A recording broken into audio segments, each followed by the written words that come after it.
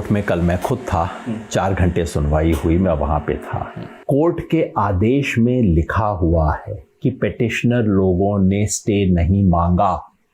आदेश में लिखा हुआ है, स्टे मांगा ही नहीं था, मांगा नहीं गया। कोर्ट ने कहा कि नागरिकता का फैसला करने वाले आप होते कौन हैं? ये आपका काम नहीं है, गृह मंत्रालय का काम है। ईसीआई ने कहा नहीं ये हम करेंगे।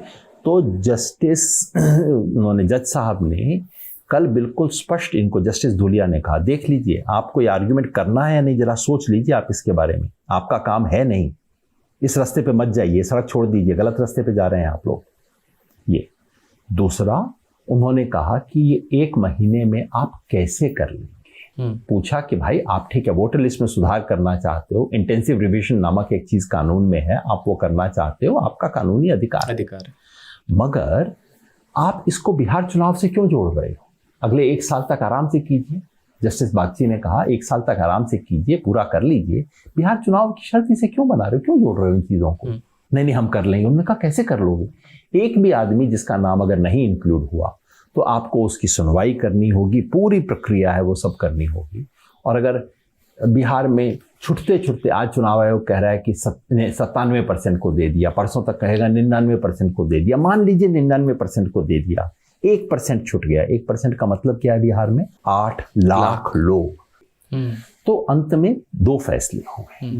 पहला फैसला कोर्ट ने कहा कि आप ये जो प्रक्रिया पूरी होने के बाद चुनाव आयोग करेगा, ड्राफ्ट वोटर लिस्ट को रिलीज करेगा, जिसपे फिर आपत्तियां आएंगी।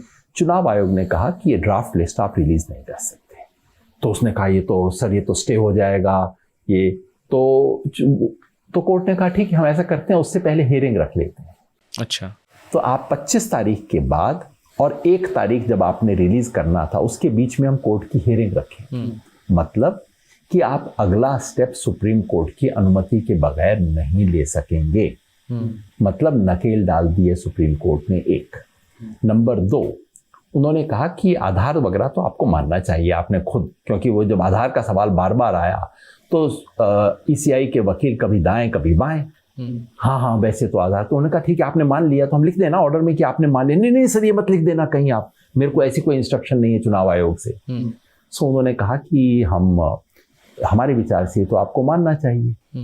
तो इसी के वकील ने, इलेक्शन कमीशन के वकील ने कहा कि नहीं इसे आप आदेश की भाषा में ना लिखें, आप ये ना करेंगे तो बहुत वो हो जाएगा सर। उन्होंने कहा चलिए हम सुझाव की भाषा में लिख देते हैं कि आपको इस पर विचार करना चाहिए। मगर जब सुप्रीम कोर्ट सुझाव देता है तो ये सड़क पे चलते व्यक्ति का सुझाव नहीं है,